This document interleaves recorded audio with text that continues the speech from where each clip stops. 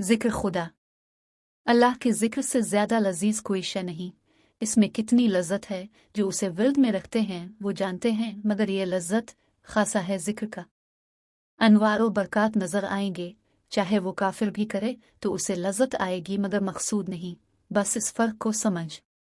ایک بنیا تھا، دکان کھولتا بسم اللہ کہہ کر، ترازو اٹھاتا بسم اللہ کہہ کر، اور ہر وقت اللہ اللہ کہتا۔ پوچھنے پر معلوم ہوا کہ میں مسلمان تو نہیں ہوا، مگر مزہ آتا ہے۔ تو یہ انوار تو ظاہر ہیں، مگر یہ لذت اور انوار مقصود زی نہیں۔ مقصود ہے اللہ کی رضا، اور یہ رضا حضور ہی کے طریقوں میں ہے۔ اس پر ایک حکایت یاد آئی کہ افلاطون نے حضرت موسیٰ علیہ السلام سے پوچھا کہ آسمان کمان ہو اور دنیا کی مصیبتیں نیزے ہوں اور خدا تعالیٰ نشانہ لگانے والے ہوں تو آدمی کہاں جا کر بچے؟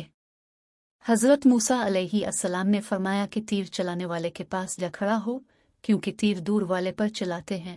کہنے لگا کہ بے شک اب نبی ہیں، ایسا علم نبیوں ہی کا حصہ ہے۔